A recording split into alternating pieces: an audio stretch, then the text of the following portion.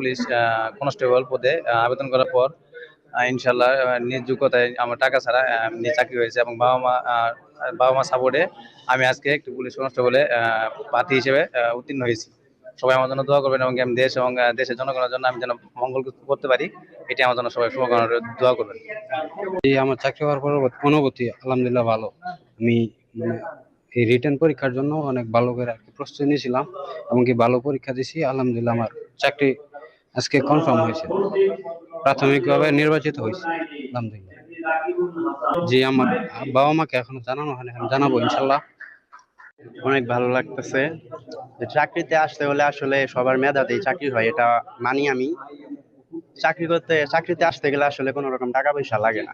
এটা আমার 3 নম্বর ভাইভাতে চাকরি হইলো আর কি। এর আগে 2বার বাদ করছি, তারপর আমি মনোবল হারাই নাই। এরপর সর্বোচ্চ প্রিপেয়ার হয়ে আসছি, আল্লাহর রহমতে চাকরি হয়ে গেছে। আলহামদুলিল্লাহ, আমি অনেক খুশি যে আজকে পুলিশ কনস্টেবলের একজন সদস্য হতে পেরে। আমি খুবই দরিদ্র পরিবারের একজন মেয়ে। আমার বাবা মার খুব ইচ্ছা ছিল আমাকে প্রতিষ্ঠিত করে একটা সরকারি চাকরি পাওয়ার। আলহামদুলিল্লাহ আজকে আমি পেয়ে গেছি। তো আলহামদুলিল্লাহ আমি অনেক খুশি। ধন্যবাদ। আপনারা জানেন টিআরসি নিয়োগ পরীক্ষা জুন 2025-এ আমরা টোটাল 3321 জন ক্যান্ডিডেট নিয়ে কাজ শুরু করি। গত 10, 11 এবং 12 তারিখে পিইটি হয়, ফিজিক্যাল এন্ডিউরেন্স টেস্ট যেটি বলা হয়।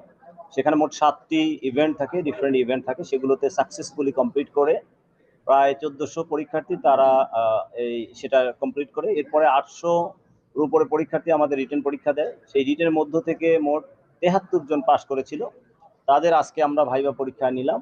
সেখান থেকে আমরা মোট 32 জনকে প্রাথমিকভাবে নির্বাচিত করতে সক্ষম হয়েছি।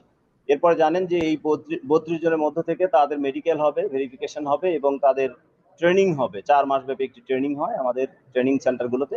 এই ট্রেনিং সমাপন্তে তাদেরকে চূড়ান্তভাবে বাংলাদেশ পুলিশের সদস্য হিসেবে, কনস্টেবল হিসেবে রিক্রুট করা হবে। তারা আমাদের কলিগ হবে।